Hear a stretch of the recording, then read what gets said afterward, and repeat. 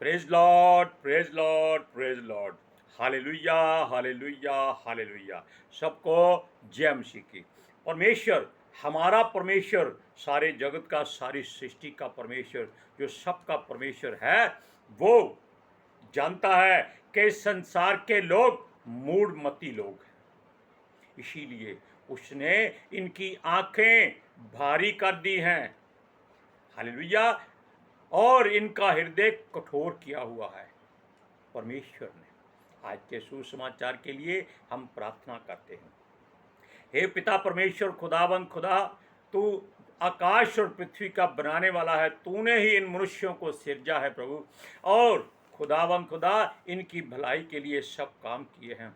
इनको धरती की हर वस्तु दे दी है। हे मेरे पिता खुदावंद, अब मैं विनती करता हूँ, इनको अपना मार्ग दिखा मेरे प्रभु। इनकी आंखें खोल ताकि तेरी सच्चाई को देखें। इनके हृदयों को नम्र कर ताकि ये तेरी हर बात को अपने हृदय में रखें और समझने की कोशिश करें कि उनका पिता उनके लिए सब कुछ करता है, क्योंकि वो सृष्टि का परमेश्वर, सबका परमेश्वर है। Hallelujah, praise Lord. आज का सुसमाचार जो परमेश्वर अपनी मर्जी से हर दास दासी को देता है, हम उसके लिए उसका धन्यवाद करते हैं। जो वचन रोज की तरह प्रभु ने दिए हैं, हम आपको बताते हैं। हालेलुया। हम चाहते हैं आप मन फिराएं और प्रभु यीशु मसीह के कहलाएं और धरती की छोर तक यीशु मसीह के गवाह ठहरें। मेरी विनती, मेरी प्रार्थना जीसस के जीवित समर्थी जलाली कदूस नाम में पिता परमेश्वर यहोवा तेरी वेदी पर पहुंचे, सुन और कबूल कर। आमीन। अब ध्यान से सुनिए इस बात को। संसार जानता है कि परमेश्वर एक है, लेकिन मानता नहीं। जानता है लेकिन मानता नहीं है। क्यों नहीं मानता है? क्योंकि उनकी आंखों के आगे घमंड का पर्दा पड़ा हुआ है। उनकी आंखों में व्यभिचारिणी बसी हुई है, काम वासना जिसको कहते हैं। हालेलुया। क्योंकि काम और इच्छा परमेश्वर की मर्जी से ही बने हैं, लेकिन इनको ज्यादा वही वस्तु पसंद आती है जो गंदगी भरी। हालेलुया। हम बहुत बार बता चुके हैं, वचन में भी लिखा हुआ है कि नहाई धोई सूरनी कीचड़ में जाकर लौटती जरूर है। हालेलुया। और कुत्ता ऐसा गंदा जानवर जो अपनी छांट को फिर से खा जाता है। ये दोनों इसलिए बताते हैं कि लोग सारे संसार के इन दोनों में से एक जैसे ही लगते हैं। खुलकर कहते हैं, हम परमेश्वर के वचन को हृदय की गहराई से और जुबान की सच्चाई से बताते हैं, क्योंकि परमेश्वर ने अपने पवित्र शास्त्र में किसी बात को छुपाया नहीं।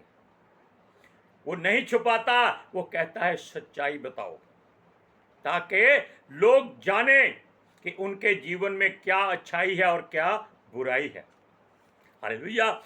हर कोई अपने धर्म मजहब को ऊंचा दिखाता है और अपने ही ईश्वर को, अपने देवता को, अपने प्रभु को वो कहता है कि वो ही ईश्वर है, वो ही परमेश्वर है, वो ही खुदावंद है। लेकिन हमारा यीशु ये नहीं कहता।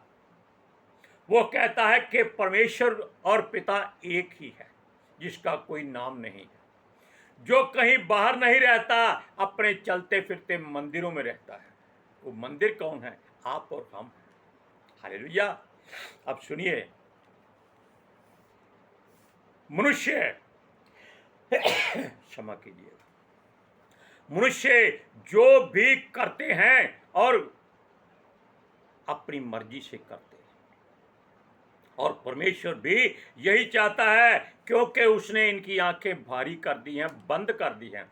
आत्मिक आंखें, शारीरिक आंखें खुली रहती, इनके हृदयों को कठोर किया हुआ है ताकि ये मन ना फिरा सकें और स्वर्ग के राज्य में ना जा सकें। ये परमेश्वर की इच्छा है, लेकिन उसका प्रिय पुत्र यीशु मसीह दयालु है।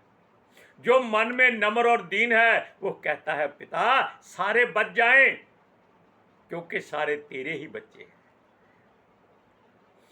इसीलिए परमेश्वर के पुत्र यीशु मसीह के द्वारा पिता की महिमा करते हुए विनती की थी कि पिता इनको एक सहायक दे दे। क्यों? तेरा बेटा तेरे पास वापस आ रहा है। और वो सहायक पवित्र आत्मा जी हैं, जिनके विरोध में कोई एक बात भी गलत नहीं बोल सकता। आप यीशु मसीह को कोई बुरा कह लीजिए, कोई गुनाह नहीं है, कोई पाप नहीं है, कोई गलती नहीं है, वो कभी गुस्सा नहीं करता। आप किसी के देवी देवता को या उनके इष्ट को बुरा कह दीजिए, लाठियां, तलवारें और गालियां, ईंटें, सब कुछ चलना शुरू हो जाता है। शहरों के शहर फूंक दिए जाते हैं केवल एक जुबान से निकले लफ्ज से, शब्द से। हालेलुया। और सुनिए, लेकिन हमारा प्रभु कहता है कि तुम कान बंद कर लेना। बुराई कोई करता है तो करने देना, अपनी जुबान को बंद कर लेना। क्यों? पलटा लेने वाला हमारा परमेश्वर है, और वो पलटा लेता है, ये ध्यान रखिएगा। क्योंकि उसके वचन में लिखा है, जो परम प्रधान के छाए हुए स्थान में बैठा रहे वो सर्वशक्तिमान की छाया में ठिकाना पाएगा। यानी कि जो उसकी मर्जी को पूरा करता है, परमेश्वर उसको अपनी छाया में रखता है, अपने हाथ के नीचे रखता है, क्योंकि वो उसके हृदय में रहता है। हालेलुया। अब सुनिए, ये लोग जो संसार के लोग हैं, वो अपने काम से काम रखते हैं। उनको कोई मतलब नहीं कि दूसरे का प्रभु कैसा है, ईश्वर कैसा है। वो कहते हैं कि उनका प्रभु अच्छा है। हमें कोई एतराज नहीं। क्यों? उनकी मर्जी है, आजाद है हर कोई हर बात कहने के लिए। उनका वो पिता है जिसको उन्होंने अपने लिए तैयार किया है। हम क्यों दखल दें? हम सिर्फ ये कहते हैं कि परमेश्वर एक है, बस, जो आपके हृदय में वास करता है। और जो देवी देवता ईश्वर हैं, वो सब उसी के बनाए हुए हैं। क्यों? परमेश्वर को किसी ने देखा नहीं है। हालेलुया। ये लोग अपनी मर्जी से अपना अपना देवता और ईश्वर तैयार कर लेते हैं, उसकी सूरत बना लेते हैं, उसकी मूर्त बना लेते हैं, और फिर अपने तैयार किए हुए ईश्वरों परमेश्वरों को ही वो दंडवत करते हैं, प्रणाम करते हैं। क्योंकि वो कहते हैं कि ये हमारा विधाता जिसको हमने बनाया है, हमारा विधाता जिसको हमने बनाया है, हम इसके आगे सर झुकाएंगे। हालेलुया। आप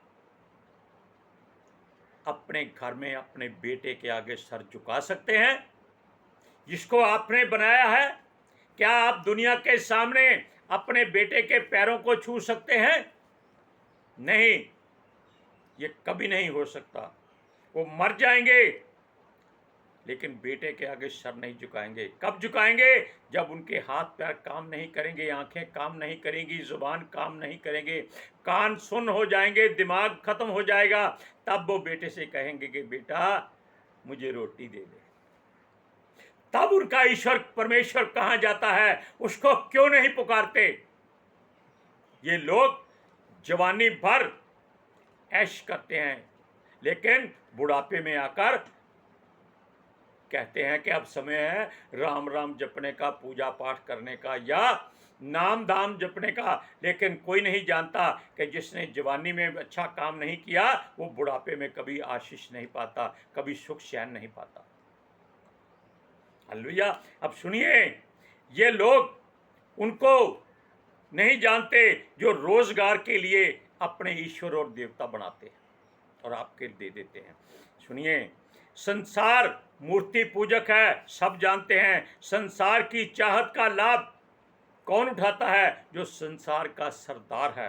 वो हर रोज हर एक के मन में नई मूर्त पैदा कर देता है कि ये देवता बना, ये तेरे आगे चलेगा और तुझको धन संपत्ति देगा, ऐश कराएगा, व्यभिचार कराएगा, मदिरा देगा, नशा देगा, ऐश करोगे। बस यही बात लोग चाहते हैं। कई ऐसे स्थान हैं जहां पर मदिरा पान कराया जाता है। क्या वो ईश्वर नहीं? कैसे आप जानेंगे कि वो ईश्वर हैं जो मदिरा पान कराते हैं? बहुत बुरी बात है। हम चाहते हैं कि लोग अपने जीवन को सुधार लें। हमें किसी से कोई बैर नहीं है, कोई द्वेष नहीं है। हम केवल चाहते हैं कि उनका जीवन बच जाए। और सुनिए, ये छोटी सी बात आपको बताते हैं कि एक कारीगर है, लकड़ी का ला लीजिए, पत्थर का लगा लीजिए, काठ का किसी बात का भी लगा लीजिए। अब लकड़ी का कारीगर क्या करता है? वो लकड़ी काट के लाता है जंगल से, और उस लकड़ी का वो क्या इस्तेमाल करता है? अपनी रसोई में आग जलाता है, उस पर रोटी बनाता है, मांस भी भून कर खाता है आग में ऐसे ऐसे, और आनंद हो जाता है। और तब वो सोचता है कि एक लकड़ी इसकी बच गई है। वो उसको क्या करता है? अपनी रंधनी और जो उसके औजार होते हैं उससे वो उसका एक देवता बना लेता है। देखो, जिस लकड़ी पर उसने आग जलाई, कहा कि मैं गर्म हो गया हूं, उसी पर उसने रोटी बनाई, उसी पर मांस भून कर खाया, और उसी लकड़ी के एक हिस्से को उसने ईश्वर बनाया। क्या ईश्वरों की यही कीमत है? क्या यही हमारे पूज्य बनेंगे? कभी नहीं। अब सुनिए, ये सुंदर मूर्त बन जाती है, तब वो फूलदान समाता नहीं है, और वो उसको अपने लिए तैयार करके एक जगह पर स्थिर कर देता है कि ये मेरा देवता है, और उसके सामने लेटकर दंडवत करके फूल माला चढ़ाकर कहता है कि मुझे बचा।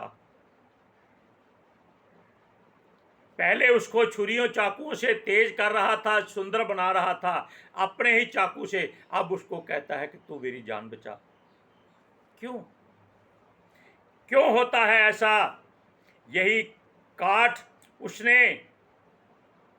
जंगल से लिया था, अपने आप से पैदा नहीं किया। हालेलुया। और सुनिए, ये उसका देवता है। बस इसी कारण से परमेश्वर ने उनके मनों को कठोर कर दिया है, उनकी आंखों को भारी करके बंद कर दिया हुआ है। हालेलुया। अब सुनिए, इस बात का वचन भी सुन लीजिए जो पवित्र शास्त्र में लिखा हुआ है। यशायाह की पुस्तक 44 अध्याय उसकी 17 से 19 आयत तक अब हम आपको पढ़कर सुनाते हैं। और उसके बचे हुए भाग को लेकर वह एक देवता अर्थात एक मूर्त खोद कर बनाता है। तब वह उसके सामने प्रणाम और दंडवत करता और उससे प्रार्थना करके कहता है, मुझे बचा ले क्योंकि तू मेरा देवता है। वे कुछ नहीं जानते, ना कुछ समझ रखते हैं, क्योंकि उनकी आंखें ऐसी बंद की गई हैं कि वे देख नहीं सकते, और उनकी बुद्धि ऐसी कि वे बूझ नहीं सकते। कोई इस पर ध्यान नहीं करता, और ना किसी को इतना ज्ञान या समझ रहती है वो कह सके, उसका एक भाग तो मैंने जला दिया, उसके कोयलों पर रोटी बनाई और मांस भूनकर खाया, फिर क्या मैं उसके बचे हुए भाग को घिनौनी वस्तु बनाऊं? क्या मैं काठ को प्रणाम करूं? आप अपने हृदय में देखिए, आपके हृदय में परमेश्वर रहता है, जिसकी सांसें आपकी नथनों में चलती है। और आपका हृदय धड़कता क्यों है? ताकि परमेश्वर चाहता है जीवित रहे।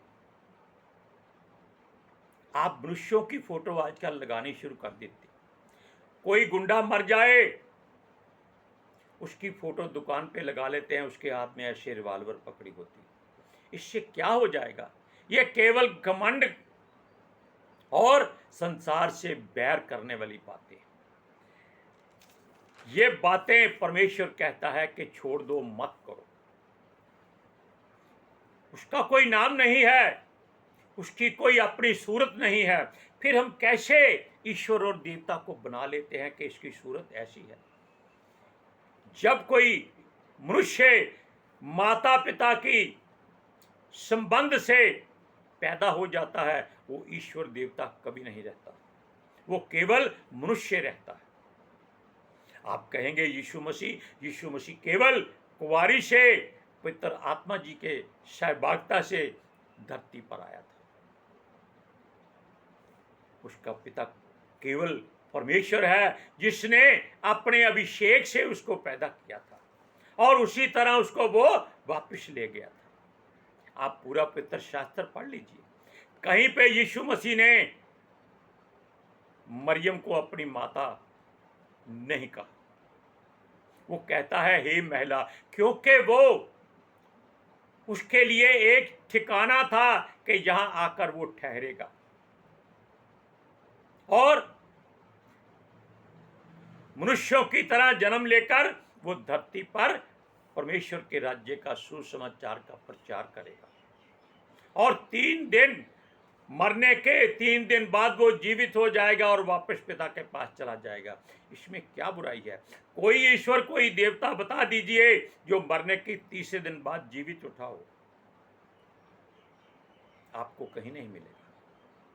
लोग कहते हैं कि मेरे दाढ़ी है, सर पे पगड़ी है, मैं क्यों ऐसी बातें करता हूं? क्यों मैं इंसान नहीं हूं? क्या मुझको अधिकार नहीं है? क्या मैं कुछ बोल नहीं सकता? ये मेरी मर्जी है, इसमें किसी को कोई इतराज नहीं, क्योंकि मुझे किसी से कोई द्वेष नहीं है। जो कोई करता है अपनी मर्जी करता है। हम केवल उसको मार्ग दिखाते हैं कि बेटा, परमेश्वर आपके हृदय में बसता है, बाहर नहीं है। आप अपने ग्रंथों में पढ़िए, वहां भी लिखा है कि परमेश्वर आपके दिल में वास करता है। परमेश्वर का भवन जो जीवित है, वो वचन बनकर आपके हृदय में आता है और देहधारी होकर वही वचन धरती पर आया था और लोगों ने उसको कबूल नहीं किया। वो इसलिए आया था ताकि लोग जान लें कि परमेश्वर आपके जैसा नहीं, आप परमेश्वर के जैसे हैं।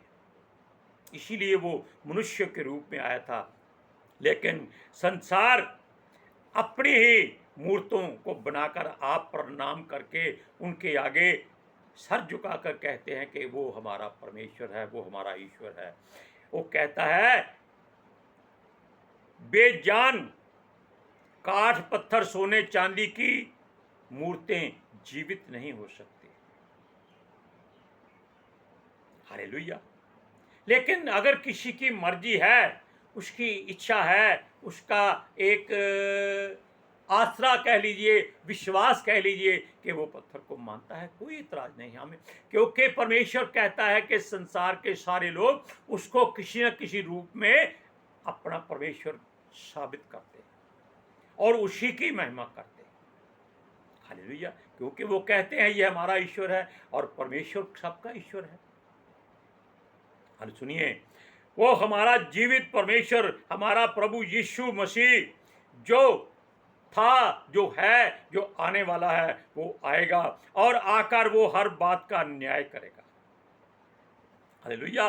क्योंकि जब वो सबके सामने, आपकी आंखों के सामने बादलों पर सवार होकर आएगा, तब सबकी आंखें खुली और फटी रह जाएंगी। सब हैरान हो जाएंगे। क्यों? उसके बादलों के चारों तरफ अग्नि स्वर्गदूत होंगे जो उसके हुक्म से अपने लोगों को, जो उसका वचन पवित्र शास्त्र पढ़ते, मानते हैं और उस पर चलते हैं, उनको वो उठाते ले जाएंगे। वो जीवित हो, मरे हुए हो, सबको वो ले जाएगा। लेकिन जो उसका वैर विरोध करते हैं, उसको नहीं मानते, उनको वो छोड़ जाएगा। क्यों? ये परमेश्वर पिता का हुक्म है, उसी ने ही अपने प्रिय पुत्र को धरती पर भेजना है। वो जानते और कहते हैं कि देखा जाएगा जब होगा, लेकिन जब सामने आ जाता है तब कोई पेश नहीं चलती किसी की। सुनिए, मनुष्य केवल अपनी लालसा के लिए ये सारे काम करता है, लालच के लिए करता है। हम किसी से कुछ लेते नहीं हैं, हम तो उसके जीवन के लिए कुछ देते हैं ताकि उसका जीवन सार्थक हो जाए और वो बच जाए। हालेलुया। यह सब लोग शर्मिंदा होंगे, लज्जित होंगे और अपने बेटे बेटियों को अपने देवी देवता बनाकर पूजा करेंगे। आज भी करते हैं, कहते हैं कि उसको हवा आ गई है। कौन सी? पूर्व की, पश्चिम की, उत्तर की या दक्षिण की? अगर वो हवा अंग्रेजी बोलनी शुरू कर दे तब क्या होगा? तब इनको कुछ समझ नहीं आएगा। अगर वो उर्दू बोलना शुरू कर दे तब क्या होगा? ऐसी बातें होती है। सुनिए, संसार के लोगों को ये आत्माएं भड़काती हैं। ये ईश्वर या देवता जिनको कहते हैं, इनके पीछे चलते हैं। ये अपना जीवन किसी काम का नहीं रख रहे। इसलिए जब यीशु आएगा तब ये लोग अपनी आंखों से देखेंगे और पश्चाताप करेंगे, लेकिन समय निकल चुका होगा। हालेलुया। अब वचन को पढ़िए, यशायाह की पुस्तक 44 अध्याय की 9 से 11 आयत तक सुनिए। वचन में जो लिखा है हम वो पढ़कर सुनाते हैं। जो मूर्त खोर कर बनाते हैं वे सब के सब व्यर्थ हैं, और जिन वस्तुओं में वे आनंद ढूंढते हैं उनसे कुछ लाभ ना होगा। उनके साक्षी ना तो आप कुछ देखते हैं ना कुछ जानते हैं, इसलिए उनको लज्जित होना पड़ेगा। किसने देवता या निष्फल मूर्त बनाई है? देख, उनके सब संगियों को लज्जित होना पड़ेगा। कारीगर तो मनुष्य ही है। वे सब के सब इकट्ठे होकर खड़े हों, वे डर जाएंगे, वे सब के सब लज्जित होंगे। क्यों होंगे? क्योंकि उनके पास कोई उत्तर नहीं होगा। वचन में तो यह भी लिखा है, जब यीशु आएगा लोग अपने घरों से सोना चांदी धन दौलत निकाल निकाल कर गलियों में फेंकेंगे ताकि कोई इनको ले जाए और उस आने वाले के साथ खड़ा कर दे। तब आपका सोना चांदी किसी काम नहीं आएगा। हमारे प्रधानमंत्री श्री नरेंद्र मोदी आजकल कहते हैं कि अपना अपना धन बाहर निकाल दो। अच्छी बात है, ताकि वो देश के काम आए। हालेलुया। अब सुनिए, हम ये बात बताते हैं कि आप लोग जीवित परमेश्वर को ढूंढिए। अपने हाथ से बनाई हुई बात को छोड़ दीजिए। विनती करते हैं, लेकिन आपकी मर्जी है, जैसा आप चाहे वैसा आपके लिए हो। हालेलुया। हम प्रार्थना करेंगे। हे पिता परमेश्वर खुदावंद खुदा, तूने रोज की तरह हमको वचन दिया ताकि लोगों के कान खुल जाएं, लोगों की आंखें खुल जाएं, लोगों का हृदय नम्र दीन हो जाए और वो तेरे मार्गों पर चलें और तेरी शिक्षा को सुने और बचाए जाएं। हे प्रभु, हे पिता परमेश्वर, इनकी आंखें खोल ताकि ये सच्चाई जान सके। इनके हृदय की पीड़ा सुन ताकि जिस पीड़ा को ये हृदय में दबाए फिरते हैं वो उसको निकाल के बाहर करें और शांति पाए। क्योंकि हमारा प्रभु यीशु कहता है, ऐ परिश्रम करने वालों, मेहनत कश बोझ तले दबे लोगों, मेरे पास आओ, मैं तुम्हें शांति दूंगा।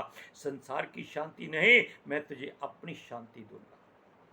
हे पिता परमेश्वर, तेरा वचन संसार में पूरा हो, हम यही चाहते हैं। हमारी विनती, हमारी प्रार्थना तेरे स्वर्ग में पहुंचे, लोग सुने और आज़ादी पाएं, तेरी महिमा करें, तेरी ओर मुड़ जाएं और बचाए जाएं। यीशु के समर्थी जलाली कुदूस और जीवित नाम में मांगते हैं, आमीन।